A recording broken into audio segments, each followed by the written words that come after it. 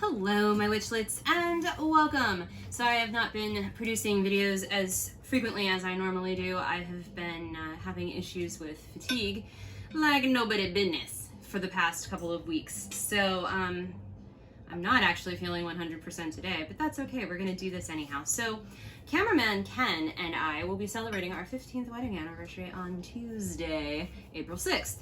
Today is Easter Sunday, so what better way to spend our Easter Sunday in quarantine with the neighbors next door throwing a party for a whole bunch of kids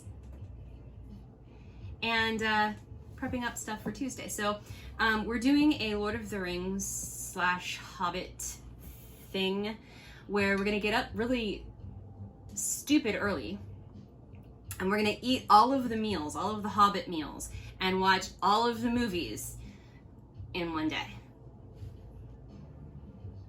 Hopefully I can make it through that. So the first thing I'm gonna make here today is the Lembas bread, the elven Lembas bread, which we're gonna use for Elevensies. This is going to make a total of 8 3-inch biscuits, basically. And, or squares, however you wanna do it. I don't have a square cookie cutter though, I only have rounds. So we're gonna make ours circles. But traditionally they would be squares and you would wrap them in leaves, and I'm not doing that. I'm not gonna be that fancy because it's the two of us. I don't need to be fancy. We're not fancy. So here's what you need for the gluten-free Lembas bread. You need 1 cup of softened butter. So I have almost a cup here, and off screen I have a disaster of softened melted butter to eke out the rest of this. But you need softened butter, 1/3 cup of honey, 2 tablespoons of milk, which I just realized as I was taking all this out that I threw out my milk the other day because I forgot I needed it. So I'm using almond and coconut milk, half and half, because I don't like this in my coffee. I thought I would, but no, I don't like it in my coffee. So I have it, might as well use it. We're gonna use it in this. Then, this monstrosity here, you need 1/2 cup of masa flour, 1/2 cup of gluten-free oat flour or millet flour. We used millet. 1/2 cup of vanilla protein powder. I don't actually have flavored protein powder. I just have isopure unsweetened. So I'm gonna throw a little bit of vanilla extract into this at some point in my dough making process. You need 1/2 cup of sliced almonds, 1/2 cup of thinly sliced dried apricots, 1/4 cup of coconut flour, 1/4 cup of ground flaxseed meal, a tablespoon of tapioca starch, a teaspoon of baking powder, a teaspoon of xanthan gum, 1/2 teaspoon of salt, 3/4 teaspoon of cardamom, and we're just gonna throw, it says 1/4 rosemary. I don't understand what 1/4 rosemary is. So we're using 1/4 teaspoon of finely chopped rosemary.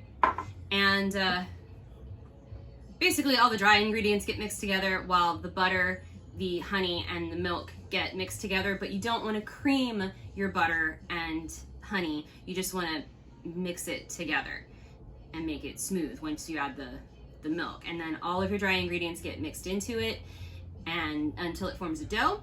And then you wrap the dough in the clear plastic stuff, cling wrap. You wrap the dough in cling wrap and you let it sit for an hour, like chilled in the fridge. So this is a fairly involved process. So I'm just gonna go ahead and mix all of my dry ingredients right now, and then we'll come back and we'll have the mixer over here so you can see how we do all of that.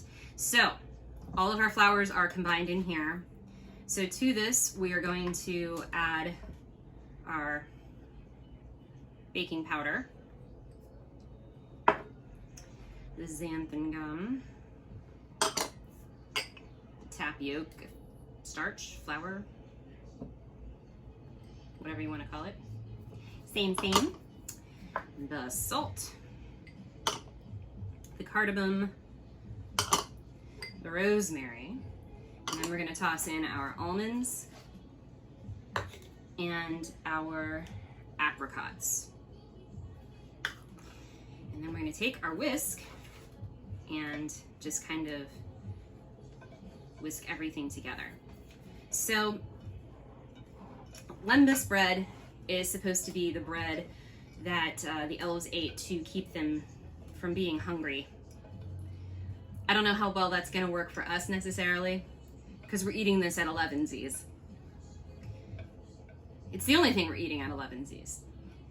We're gonna have a special elvish drink to go with it, which if you're a patron, you'll be able to see that video. But I think that's combined. Seems to be. So this is it's gonna be an interesting bread. All right, so we're gonna go ahead and get everything situated so that we can put the mixer here and film all of that next part to make it into the dough, and then we'll come back in about an hour and do the rest of it.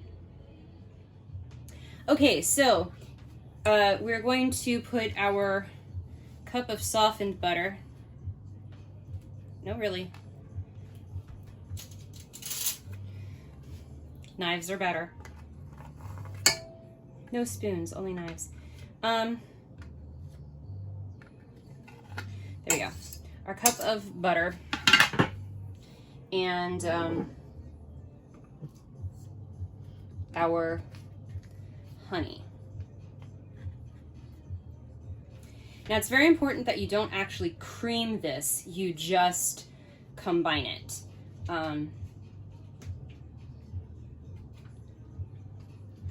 So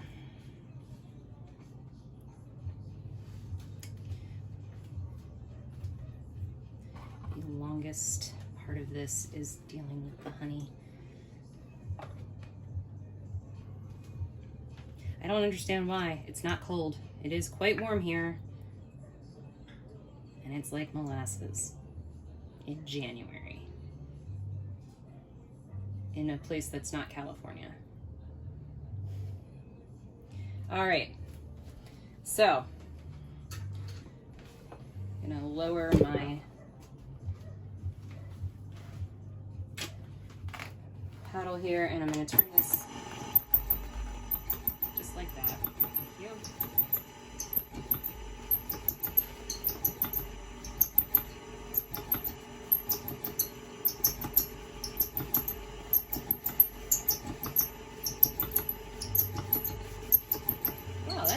That's an annoying sound I didn't know we had.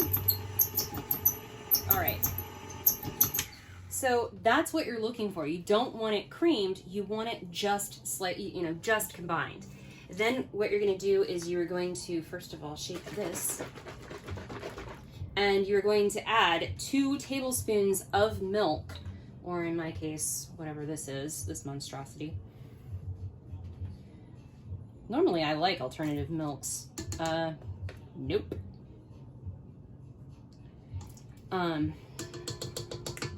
So 2 tablespoons of milk, and then you're going to, once again, gently combine this. Squeaky noise and all.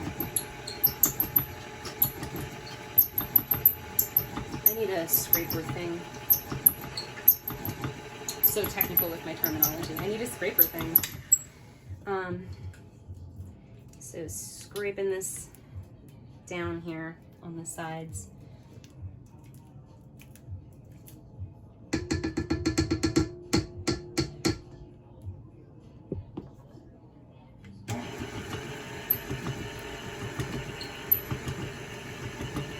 And you want to get the milk to combine into it. Now we have all of the dry stuff mixed together already. So at this point, well, in a couple of seconds here, once the milk is a little bit better incorporated into this, we are going to start adding our dry ingredients. And you kind of want to add them a little bit at a time.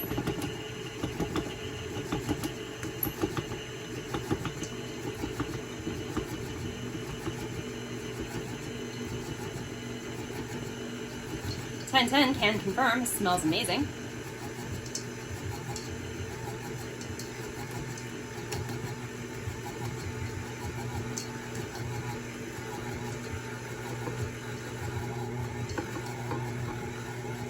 I'm going to turn my mixer up here because it's starting to get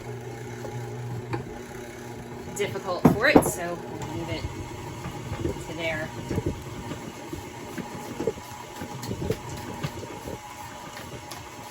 And that's looking pretty good. So in just a moment here, we're going to go ahead and turn this off, lift this out, and go ahead and wrap this up in some plastic wrap for approximately an hour, and then we'll come back and finish this bad boy up.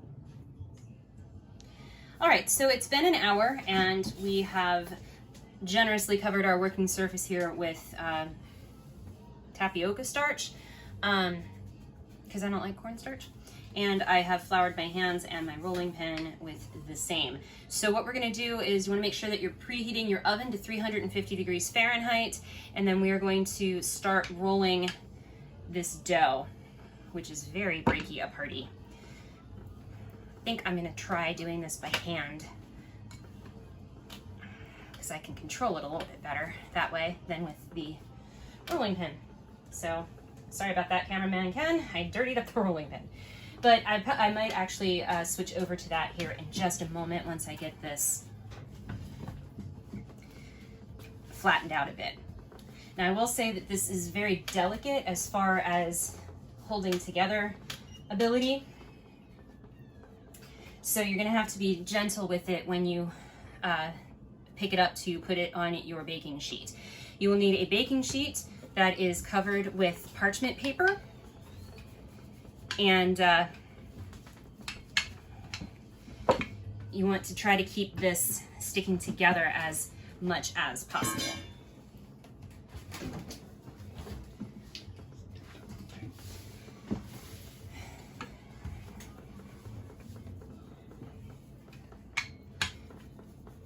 Okay, like I said, you're trying to get this to a 1/2 inch thickness. I actually don't have a 1/2 inch thick rolling pin. Mine are 1/4 and 1/8, which, you know, not really helpful in this particular setting. And you want to try to get it as square, I guess, as you can, because that's what shape the biscuit things are going to be.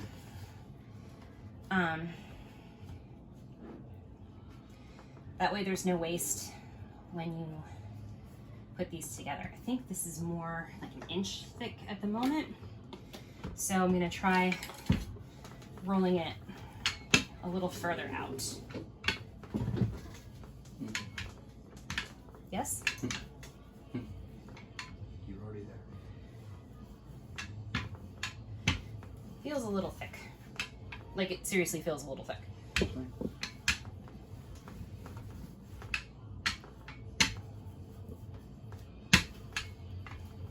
Plus trying to get it even. Okay.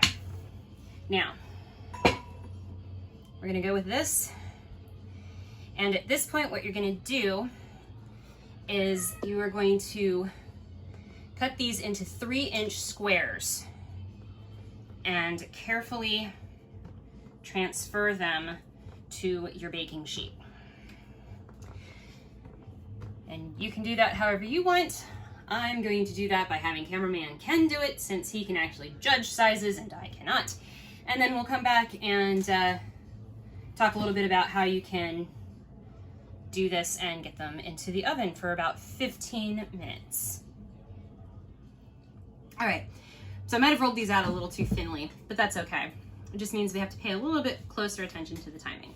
So if you want to, it is not required, you can score your Lembas biscuits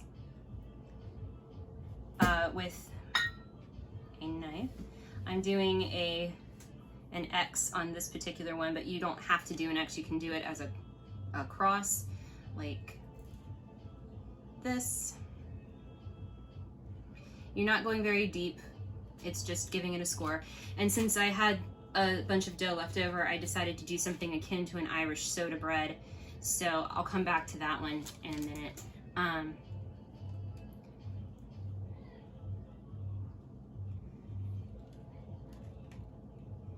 So we're just gonna score these, and then we're gonna stick these in our preheated oven for about 10 to 15 minutes. The one in the center on this other sheet will take a little bit more time because it's obviously quite a bit thicker than half an inch.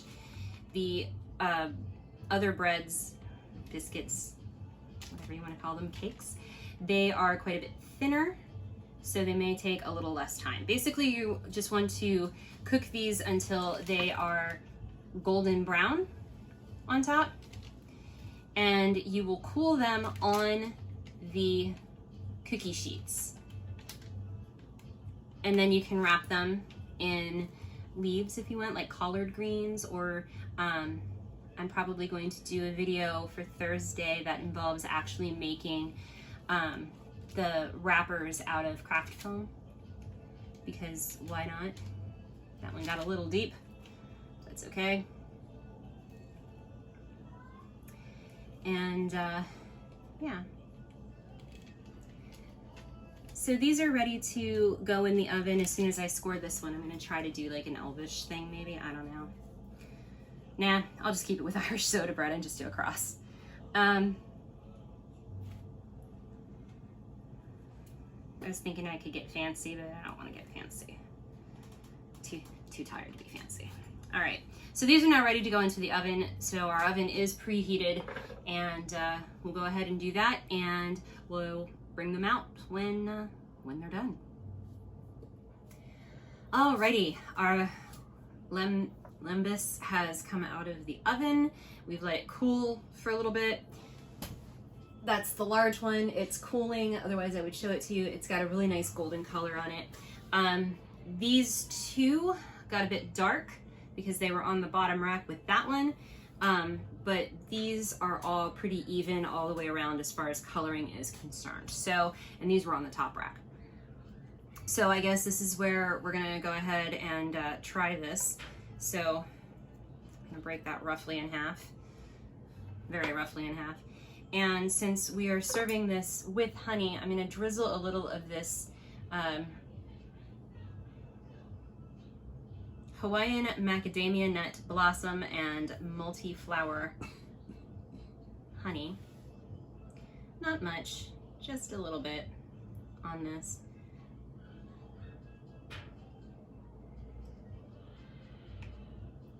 I need a better thing for honey. I don't know where to put this. I'm just trying not to get honey on the table. All right. All right, here we go. Let's taste this.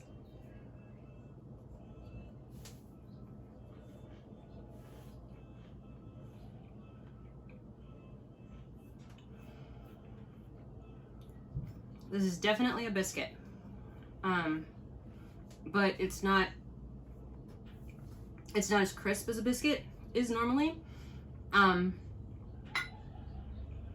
I think that's because of the fruit that's in it, the moisture from, even though it's dried apricot, it's still got some moisture to it.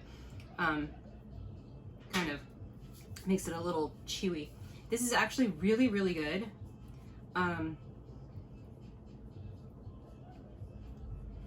This is for the third meal of the morning. Yeah, we'll probably split one of these because this is, it's really good, but this will actually be quite filling. But it is very tasty. This would go well for a morning breakfast idea with a cup of coffee. But no, we're not drinking coffee with this. We're drinking a sickeningly sweet liqueur, which, if you're a member of my Patreon, you'll actually get to see that video this month on the making of, what's it called? Mirepoix. It's made with elderflower syrup and honey. it's really sweet. We'll probably end up using 3 to 5 cups of vodka in that just to, you know, make it not quite so sweet. We'll see. But yeah, so this is really good, and I do recommend checking out the blog post that goes along with this, because there will be links to everything in there. And you will definitely want to make this for yourself. It is gluten-free. It's got some good protein to it. It does have, it's probably not insignificantly carb heavy, but it's, you know, it's still gonna be better for you than eating just plain white bread. So really good stuff. Highly recommend. Thank you guys for watching. I hope you enjoyed the video today. If you did, go ahead and hit the thumbs up button. If you didn't, hit the thumbs down button. Either way, leave me a comment, because that's what really helps and that's what really counts. Let me know what you want to see coming up. Do you want more geeky things like this? Do you want more witchy things? Like, what do you want to see? I'm here for you. I'm here to entertain you. If you just want to see what I cook pretty much on a daily basis, that's fine too. But let me know in the comments. And if you're not subscribed to my Patreon, go ahead and head over to patreon.com/KWOS and, you know, hit me up over there. I believe it's the $5 level, gets you access to all of my Patreon only videos, which come with Patreon only blog posts. So, you know, it's grand. If you're not subscribed to the channel, go ahead and hit the subscribe button and ring the notification bell so you know when my videos come out, because lately it's been pretty sporadic. We'll see you next time.